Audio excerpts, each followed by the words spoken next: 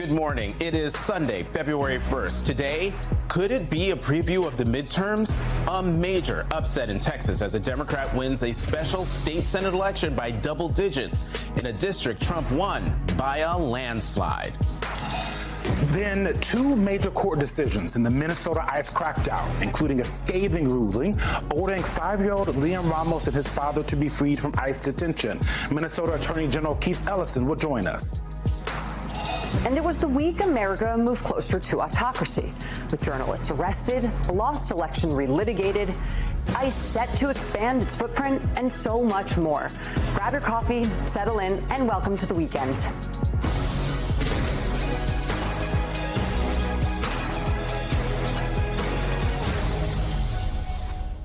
Welcome to the weekend. I'm Jonathan Capehart, along with Eugene Daniels and Jackie Alamany. We begin with a major Democratic upset in a Texas state Senate election runoff.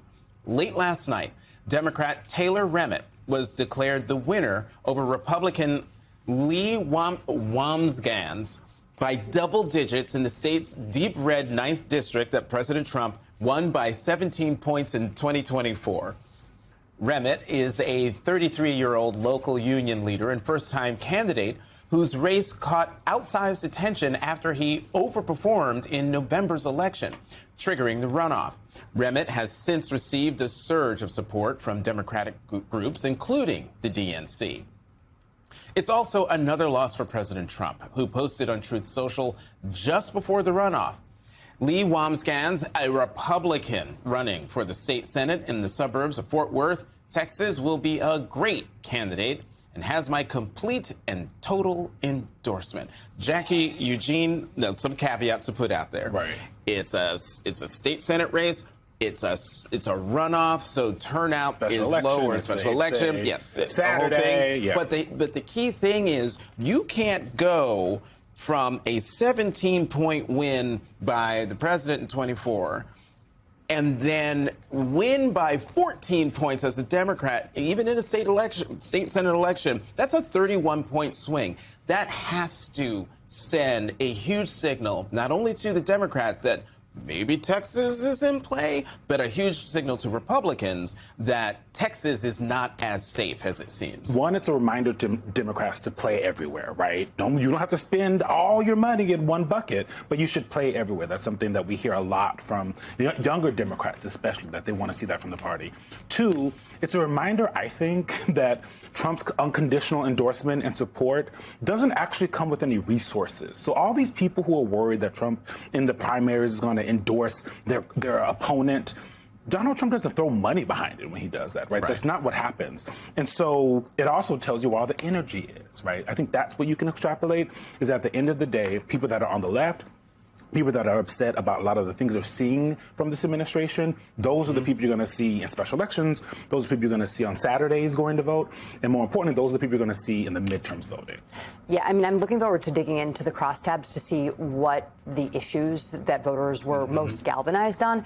But while Trump has still polled well on border security, we've obviously seen his numbers on interior immigration policy crater in the last few weeks.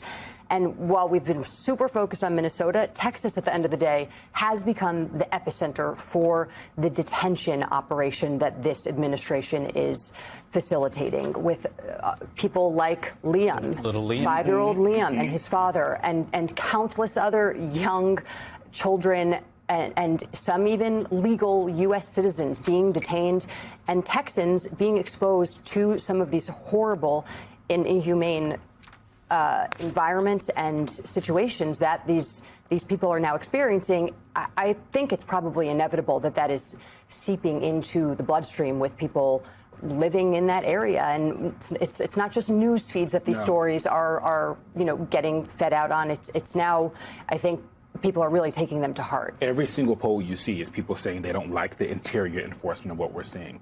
There was also this Texas House race, the 18th District one, that is also very interesting. It was blue to begin with. You look at 67.5 to 32.5. Those are two Democrats here. But listen to what Hakeem Jeffries, the current leader in the House for Democrats, said on Politics Nation just yesterday about this. We need a clear path forward, and we haven't had that discussion with the White House or anyone within the administration. And the things that we've talked about needing to occur, and we understand that we're going to have to build this into law, and that's what's contemplated, we believe at least, over the next 2 weeks, are things like no masks, body cameras being mandatory. We need judicial warrants before ICE can storm homes or rip people out of their cars in the horrific ways that we've been seeing.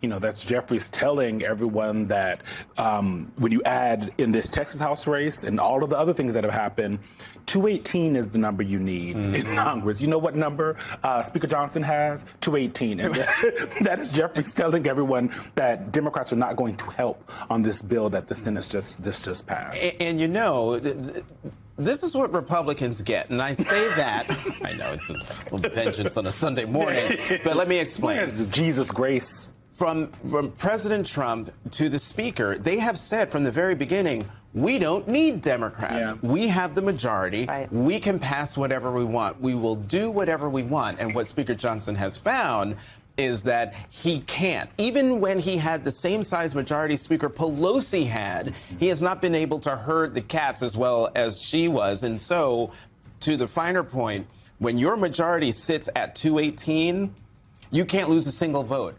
And Speaker Johnson has always lost the vote of one Republican member of Congress. His name is Thomas Massie.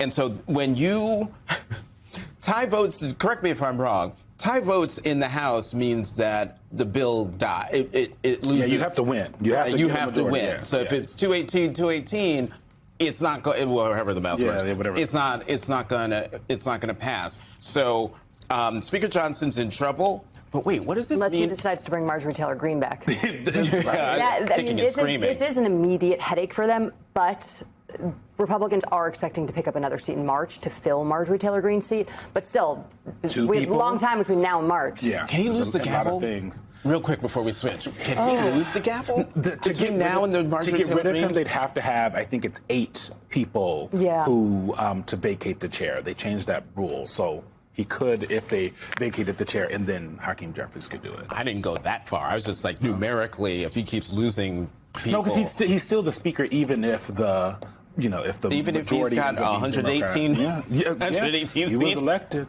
Welcome to democracy. All right, so we just learned a whole lot more about Donald Trump's next vanity project, a gigantic arch that he wants to build near Arlington National Cemetery in honor of America's 250th birthday. The Washington Post reports, quote, Trump has grown attached to the idea of a 250-foot tall structure overlooking the Potomac River, according to 2 people who spoke on the condition of anonymity to discuss or to describe his comments, a scale that has alarmed some architectural experts who initially supported the idea of an arch but expected a far smaller one. For comparison, the White House is about 60 feet tall. The Lincoln Memorial is about 99 feet tall, meaning the so-called Arc de Trump would dwarf both of them and be nearly as tall as the Capitol. Joining us now is Jason Selvig, comedian and member of the comedic duo The Good Liars, and Philip Bump is still with us. So, you know a thing or two about arches. Yeah, of course. Yeah. You are our in-house arch residence Yes. expert. So tell me a little bit about what this says about Donald Trump's vanity and how much he's obsessed with always being just visible in the largest sense possible. I think I'm going to say what everyone is thinking right now, which is Donald Please don't Trump, don't get us fired. Please don't get us fired. I think Donald Trump is overcompensating for something. Donald Trump, he's putting up these giant monuments. He's building this giant ballroom. He's putting his name on buildings. He's got his face on a coin. I mean, Donald Trump must think he has the smallest list of accomplishments of any president in United States history to do things like this. And this is not the normal routine of things. Like, you don't build a monument for yourself. Usually you die and then somebody says, like, you did such a great job for America. We want to honor you. We're going to honor you. John F. Kennedy. Yeah. A memorial to him because he was assassinated, was constructed, and now it's the Trump-Kennedy Center. The Trump-Kennedy Memorial Center. Yeah, it's like it's the opposite of what people do. It's very unusual for a U.S. president to do that. It's very not common in unusual for dictators. dictators. Yeah. Exactly. Yeah. But Donald Trump, I think he is obsessed with appearing great and not necessarily achieving great things. Like, he is used to things being handed to him. He was like a rich kid growing up, kind of entitled. And he's just like, I'm just going to build this for myself. I'm going to put my face on a coin. I'm going to do all these things for myself to appear great because I keep saying the National Parks Pass, lots of other things. Yeah. I will say this whole story reminded me a little bit of a really tone-deaf thing that Donald Trump said either on or around 9/11. Can we play that? Oh, yeah, it's bad. 40 Wall Street actually was the second tallest building in downtown Manhattan, and it was actually, before the World Trade Center, was the tallest. And then when they built the World Trade Center, it became known as the second tallest, and now it's the tallest. It's smoke coming up. Oh my God, I had forgotten that was like on 9/11. Okay. He said something similar at a Trump rally, the first one we went to. He said a woman gave him her family Bible, and he was like, "Oh, this is my favorite book by far, even better than my own books by far." Like, he is so tone deaf with things that all has to be compared to himself. It's very strange behavior. And I'll just point out, I looked at that a couple of years ago for the Washington Post, and that wasn't even true. It wasn't. It did not then become the second tallest book. It's hard to believe. I hate to. That's not my Donald Trump. That's not the Trump I voted for. I can't believe it. Well, let me ask you about this, though, because, I think a lot of us are kind of concerned about what happens when Donald Trump is gone, right?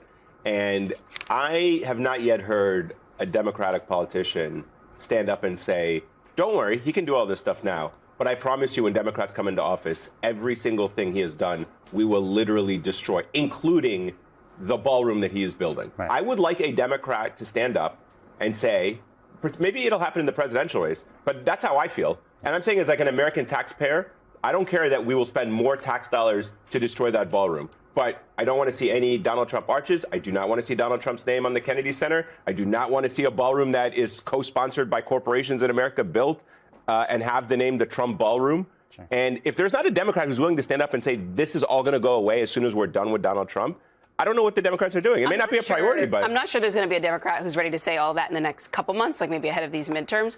But I imagine so by 2028. It's one of the reasons why when we were talking to Congressman Swalwell just a little bit ago, I was sort of asking him about whether some of the ideas he has around what to do with people who serve in ICE, like, are about retribution in a way, because one of the dizzying things right now is if you talk to Democratic voters, abolish ICE is becoming the basic baseline position. Yeah. A lot of them are like, I want the Nuremberg trials at the end of this. I'm not even kidding. People have said that to me. Yeah. And so I think they're waiting for a Democrat who feeds into that anger that they're feeling right now. But the party seems to be strongly worded. Yeah, they're tired of letters and tweets just being like, wow. Yeah, but I think it needs to be couched as justice and not retribution. Retribution, which is a word that Trump uses all of the time, to me sounds like sort of your id acting out. It's about, lashing out. That's smart. Yeah, I think that's right. And it's not a righteous cause. It's not about setting things right. It's more about destruction and being punitive for punitiveness' sake. I think the trajectory is on. There's a good chance. There are moments in history when there have been leaders of countries who have been so unpopular that people have torn down their monuments, right? I mean, it is absolutely the case that if the Democrat wins in 2028, the first day, all that gold nonsense is coming off the White House. That's pretty obvious. I do want to say that I think what's striking about all of this, that we just to sort of be the straight guy here, I guess, but that... Did you say straight guy? Yeah, all right. Well, I mean, relatively.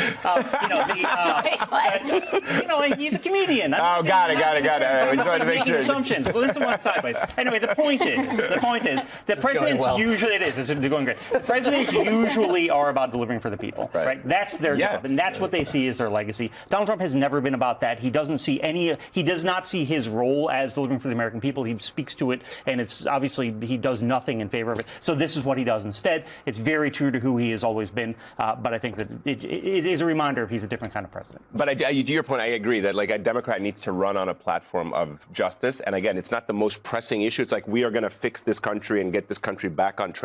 But the symbolism and the removing all the gold from the Oval Office, removing all the stupid stuff that he has done with the Hall of Presidents or whatever, that wall of presidents with the auto pen that he's done, rebuilding the Rose Garden, tearing down the ballroom, sanitizing the White House. Sanitizing the White House. Lots of bleach. A lot of bleach.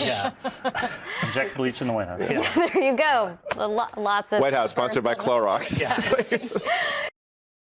Joining me now is House Democratic Leader Hakeem Jeffries.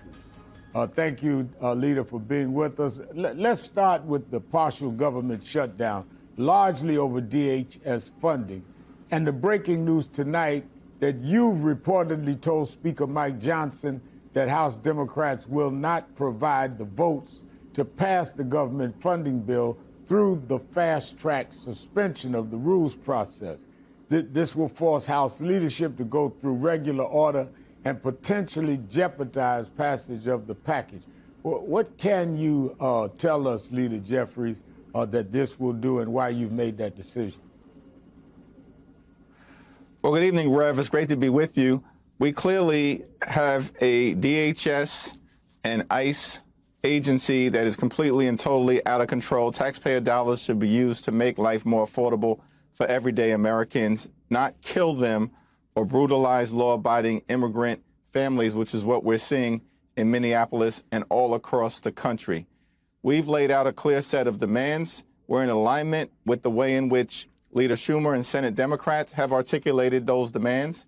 And we're going to need to see dramatic change as it relates to how the Department of Homeland Security operates moving forward. In terms of the legislation that's going to be in front of the House on Monday, we need a full and complete debate. And what I've made clear to House Republicans is that they cannot simply move forward with legislation taking a my way or the highway approach in the absence of House Democrats convening, which we're going to do tomorrow, and having a discussion about the appropriate way forward and making sure that in this 2-week period of time that is contemplated by the continuing resolution that would freeze ICE funding for 14 days, that there's a robust, ironclad path to bringing about the type of change that the American people are demanding. So so I'm clear on this, to really make sure I understand this. The Democrats in the House that you are the leader of are saying that you want some definitive things done before you even get to a 2-week deadline or two-week extension running out. You want to see something definitive, including the fact that many Democrats around the country, many people want to see something about ICE. You want to see some melting of the ice before you vote for the package. Well, what we're saying is that we need a clear path forward, and we haven't had that discussion with the White House or anyone within the administration. And the things that we've talked about needing to occur, and we understand that we're going to have to build this into law, and that's what's contemplated, we believe at least, over the next 2 weeks, are things like no masks, body cameras being mandatory. We need judicial warrants before ICE can storm homes or rip people out of their cars in the horrific ways that we've been seeing. We need to make sure that ICE agents who violate the law can actually be criminally investigated and prosecuted by state and local authorities when their laws have been violated. There is no such thing, we believe, as absolute immunity. And it was horrifying to hear the vice president make that observation a few weeks ago. We need ICE and DHS agencies to conduct themselves like every other law enforcement agency in the country. And what we're saying is that if we're contemplating a 2-week freeze in order to get us to a place where we can see dramatic change, we want to understand that there's an ironclad path forward to get those things done. Now, earlier today, a federal judge denied an emergency request from Minnesota to end Operation Metro Surge in the state. This as we've learned that Ohio appears to be the next target for an ICE surge. And the DOJ has launched a civil rights investigation into Alex Prentice's killing, but no federal investigation has been announced in the killing of Renee Good. Now, thousands of people flooded Minneapolis's chilly streets for a second straight Friday, calling for ICE to leave Minnesota and other states. we have seen additional demonstrations today. Well, what's your message to the people who want to see ICE out of their communities and who want to see these killings fully investigated with agents held accountable both by the state and the federal government? Well, the American way is a full and complete investigation. Nobody is above the law.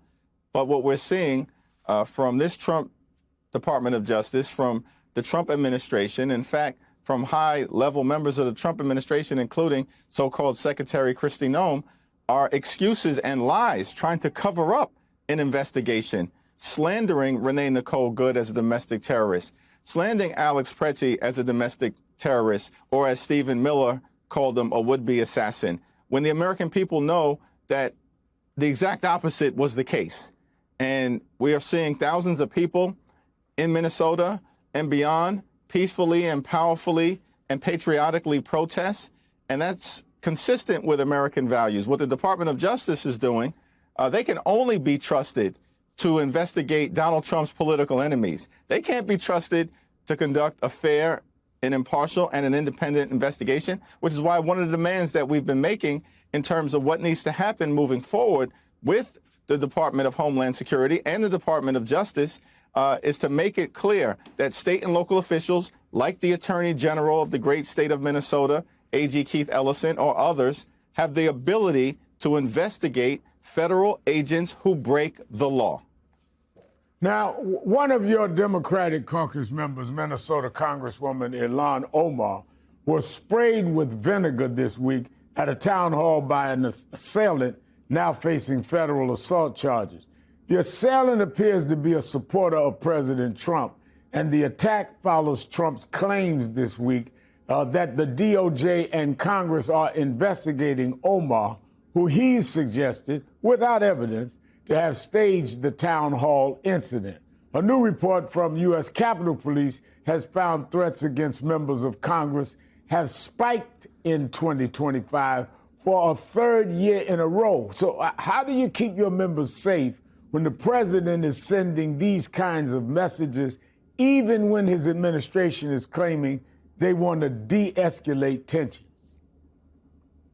Well, Donald Trump needs to tone down his irresponsible rhetoric, which is fanning the flames of hatred against members of Congress generally, and of course, in this specific instance, against Representative Ilhan Omar, who's a hardworking, conscientious, courageous public servant, trying to do the best that she can under very difficult circumstances to serve the people that she's privileged to represent in Minnesota.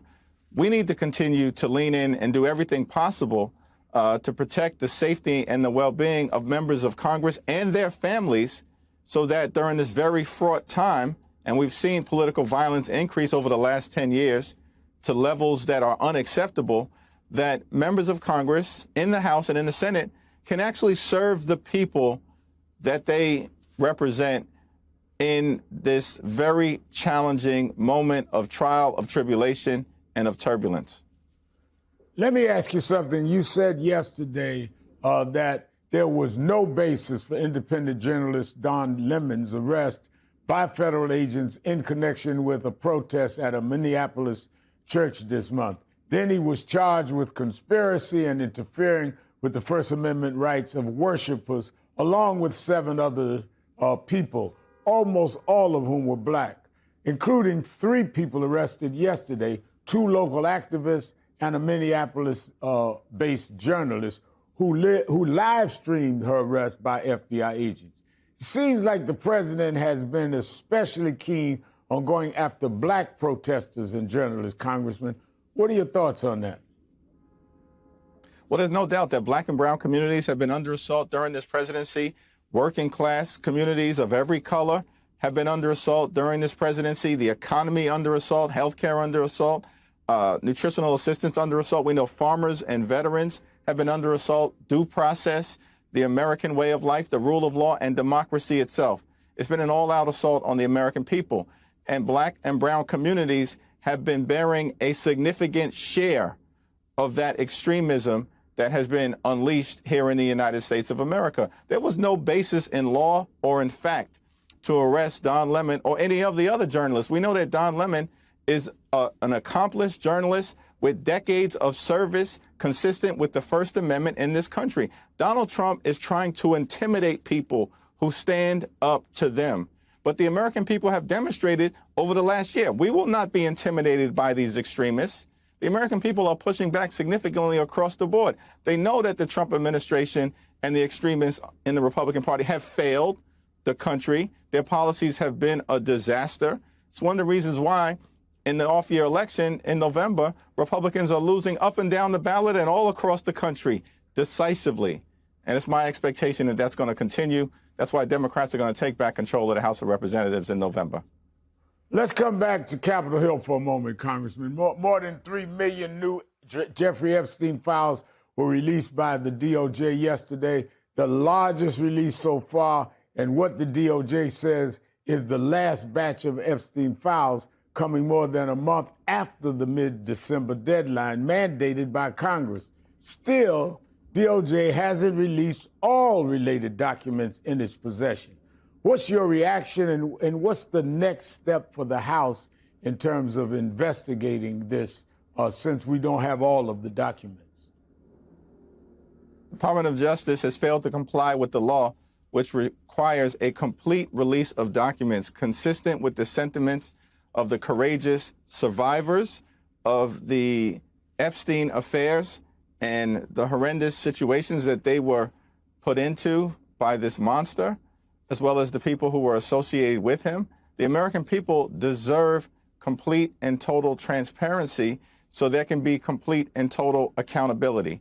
This is a law that was passed and, in fact, signed by President Donald Trump over his initial objections for months. So it's clear that if you are withholding approximately 3 million documents, which is the case right now, we have to ask the question, what is the Trump administration continuing to hide from the American people? Now, staying on the Hill for a moment, the Supreme Court is set to decide on whether Trump can fire Fed Governor Lisa Cook. Fed Chair Jerome Powell is watching that case closely as his term enters its last few months. Yesterday, Trump announced his pick for Powell's replacement, former Fed Governor Kevin Walsh, whose name popped up in the Epstein files yesterday, though there's not any evidence of wrongdoing on his behalf. Walsh's father-in-law is a longtime Trump ally who's pushed the president on taking over Greenland. What's your reaction to all of this after all the Fed is supposed to be, it's supposed to be independent? So how do you react to all of this? Well, Donald Trump's policies have failed the American people in terms of the economy. They promised to lower the high cost of living on day one. Costs haven't gone down under the Trump presidency. Costs have gone up. Housing costs out of control, grocery costs out of control, electricity bills out of control, healthcare costs out of control, childcare costs out of control. Life has become more difficult economically under Donald Trump's policies and under Republican policies. And so under normal circumstances, his pick to be the next chairman of the Federal Reserve Board should be closely scrutinized to make sure that it's actually someone who's going to help the American people out, as opposed to just following direction from Donald Trump and bending the knee to his extreme ideas, which have already proven to be a disaster. And good for Senator Thom Tillis, who's indicated because of this assault that has taken place on Lisa Cook, on Jerome Powell, and on others, that he doesn't intend to allow any of Trump's nominations, including the one related to being the next chair, to move forward. I completely and totally support that position and hope that every single member of the United States Senate freezes any nominations related to Donald Trump's efforts to alter the independence of the Federal Reserve Board. Now later in this hour, I'll be talking with the chair of the Fulton County, Georgia's Board of Election Commissioners, following the FBI raid this week on the County Board of Elections office to seize 2020 ballots. Director of National Intelligence Tulsi Gabbard was on site for the raid, raising questions about why the U.S. spy chief was present for a domestic law enforcement action. and concerns about how the president may use the federal law enforcement to potentially influence the midterm elections. The administration has said that the DNI plays a crucial role in election security. What do you make of that explanation, particularly with the midterms 9 months away and having such significance for the future of this country?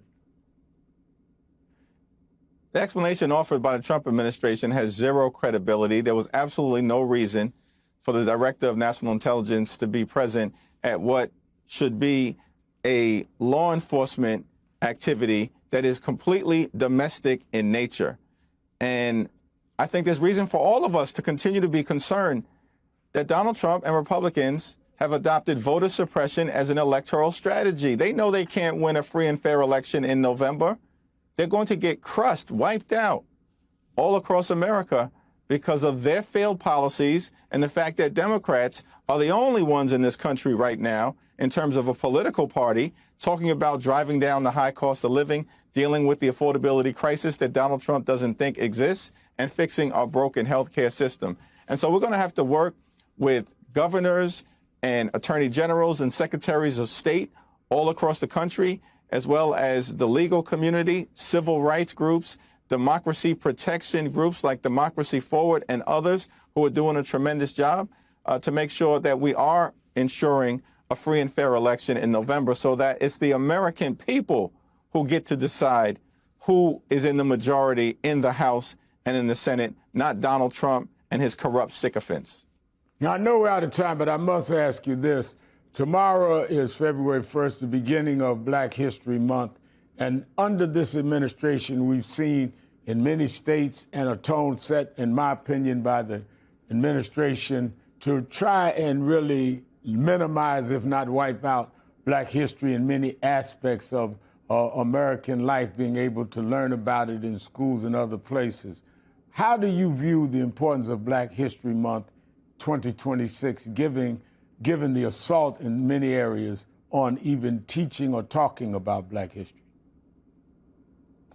Black history is now more important than ever. It's the 100th anniversary of Black History Month, and we're thankful for what it represents, which is a celebration of the African-American journey in this country, which cannot be separated from the American journey. It's one and the same.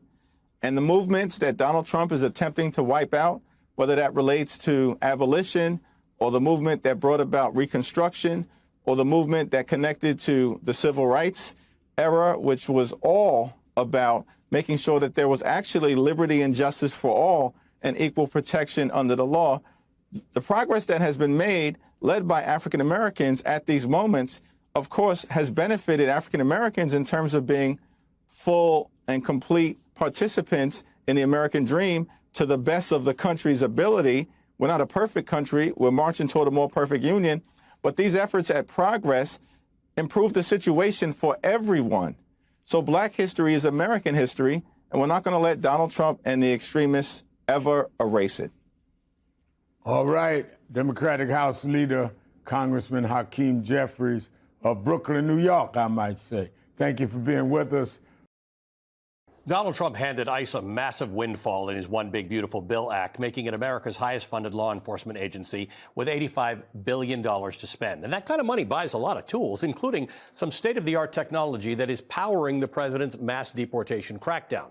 ICE is making use of surveillance tech ranging from biometric trackers to cell phone location, databases, spyware, and drones, all while the administration loosens restrictions on how it uses some of these technologies. According to new reporting from the Washington Post, the Department of Homeland Security revealed in an annual report on Wednesday that the agency, quote, has significantly expanded the operational scope for its use of facial recognition, AI, and other advanced technologies. In a statement to the Post, DHS said what ICE is doing is, quote, no different than other law enforcement agencies, but adding, quote, we are not going to divulge law enforcement sensitive methods. So I guess Big Brother really is watching. I want to look at some of the powerful tools in ICE's arsenal. Over the past year, ICE has started using facial recognition technology. You may have seen videos and pictures of this. If you've seen any of the ICE arrests, you've seen pictures like this. Officers holding up a phone to a person's face while conducting immigration enforcement.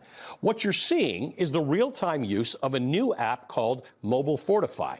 The app enables ICE to essentially scan a person's face and fingerprints. Those scans are then compared against a database containing individuals' immigration status and other biographical information. So if an officer scans the face of someone who's undocumented, the app should tell them. Here's how it works. An ICE agent uses a phone camera to record an image of a face. The software then detects the face in the image.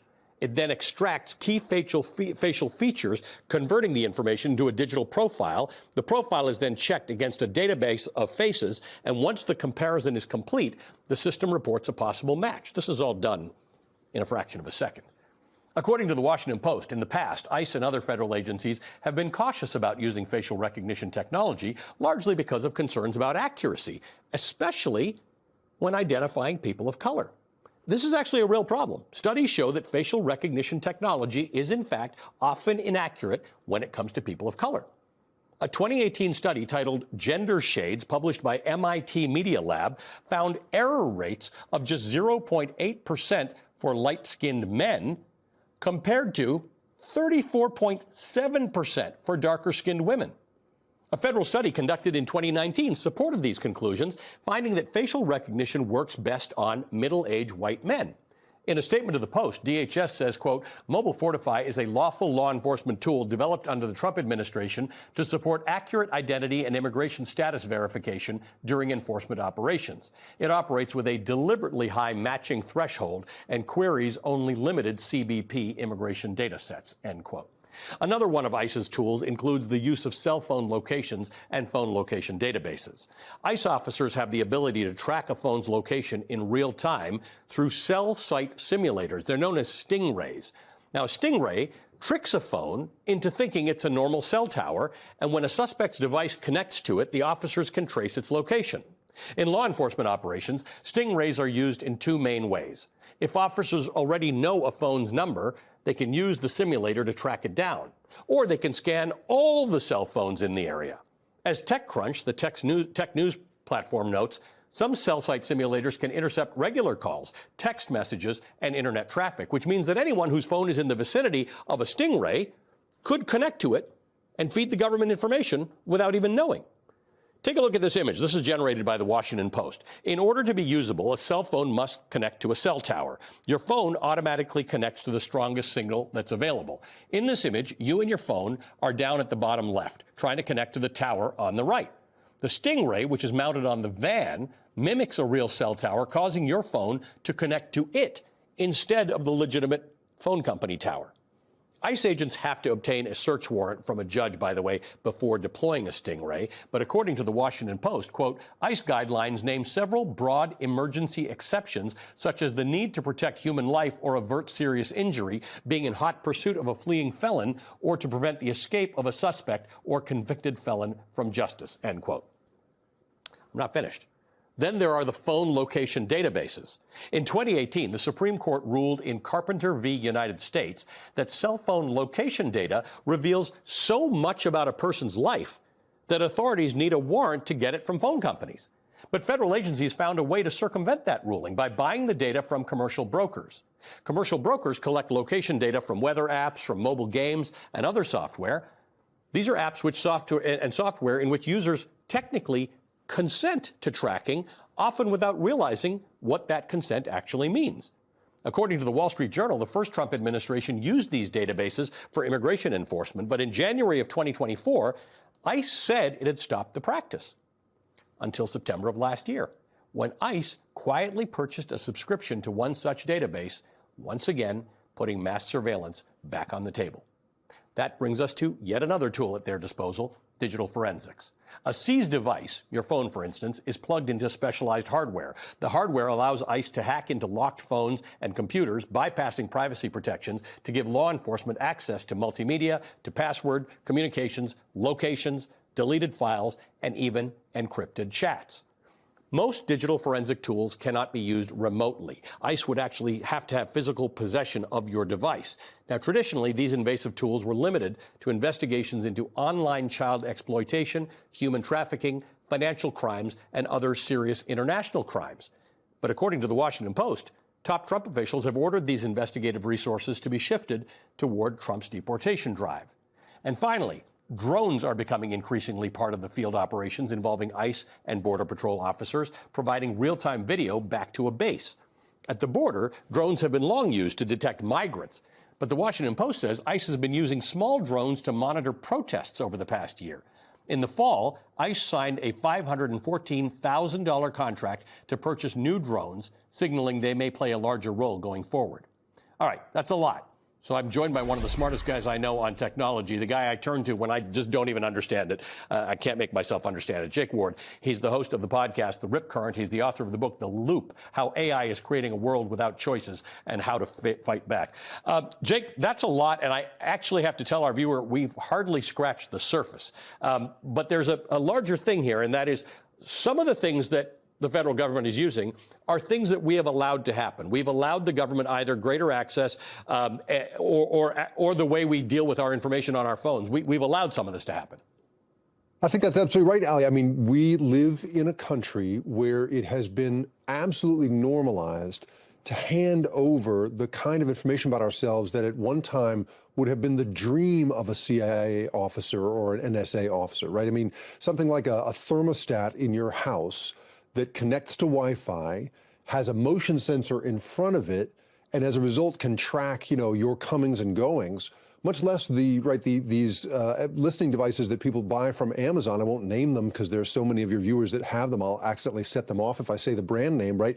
That kind of purchase has been so normalized in this country in exchange for the conveniences that come with it, that we forget that eventually the kind of thing that you are describing is made possible for a surveillance state as it forms around us. As you mentioned, when an agency like ICE doesn't have the judicial permission it requires, it can simply go to the private market and buy this stuff from commercial data brokers. The fact that we have made that all possible through the normalization of private surveillance for money is pretty extraordinary. And it's a whole different segment we can have about how people can keep themselves safe in their digital world. But given what I've just told our viewers about, what stands out to you about the technology that the government is using right now? Well, what's so amazing, right, is I think back, you and I have known each other a long time, and once upon a time we were covering the original Ukraine protests, right, yep, in the snow as Russian agitators are coming in, and that situation was coming to a head back in 2014. I was looking back at reporting that I did at that time, and there were it reports at that time of protesters discovering that their phones would suddenly beep and say, you have been recorded in a database as an agitator. And at that time, drones were also beginning to move around the crowd and catching faces. And back in 2014, right, we just thought that was such a sort of chilling thing. To think that we are now 12 years on from that, the kind of incredibly sophisticated technology that has become normalized, and the fact that it is not just happening in Ukraine, it is not just happening in Hong Kong, it is happening in Minnesota, right? That we are in a world now where this stuff is being deployed actively on American citizens. I mean, one thing that I have to say is, based on everything we have learned about this stuff, it's no wonder these guys wear masks, right? It is the clearest sign that they understand what the technological array that they have at their disposal makes possible when you are unmasked in public these days. These guys are using systems like, the Clearview system, which you and I have reported on in the past, yep, a commercially available system that is a universal facial recognition system. It scrapes images off of Facebook and anywhere else you might have it and creates a universal place for law enforcement agents to do this stuff. So, the array of invasive technologies is one thing, but the other thing that really stands out to me here, Ali, is just how little regulation and oversight there actually is. The only real regulation that exists over so much of this stuff, especially around AI and facial recognition, is a kind of self-reported determination that something is either, quote unquote, high impact or not.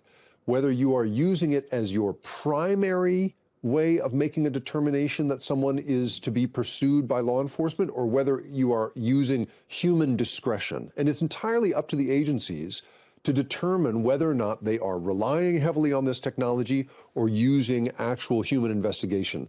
And to my mind, what's so sort of crazy about that is that what we've seen time and again is that as these technologies get into the working patterns of law enforcement, they become so second nature for these agencies. You know, we've seen time and again protesters grabbed entirely on the basis of a facial recognition system, or in many cases misidentified entirely on the basis of a facial recognition system. And these are law enforcement agencies that are not taking the time to actually then double check whether they've got the right guy. They just go grab whatever this technology tells them to grab. And as these systems are more and more systematizing and automating the decision-making process, it takes what is already a very chilling agency mission and makes it an even more robotic and inhumane kind of pursuit strategy that could ensnare anybody, honestly, Ali.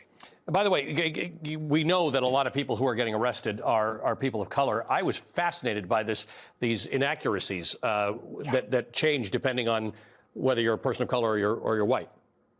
That's absolutely right. You know, we back in 2018 talked to the very first man ever misidentified by police and arrested on that basis, a guy named Robert Williams in Detroit, Michigan. And he was, you know, this poor guy grabbed off of his porch by people who'd accused him of jewelry, you know, stealing jewelry. You know, he had a rock solid alibi, no reason to be there, and yet was, you know, detained for, I believe, overnight. You know, we're seeing this time and again. And again, it's what we see with technological use in the surveillance and law enforcement world is that it really erodes human judgment. At a time when we are normalizing some very inhumane behavior anyway, it is taking the humanity out of the process to an extent that I think is really, it's roboticizing law enforcement that is already on a fairly robotic and inhumane mission.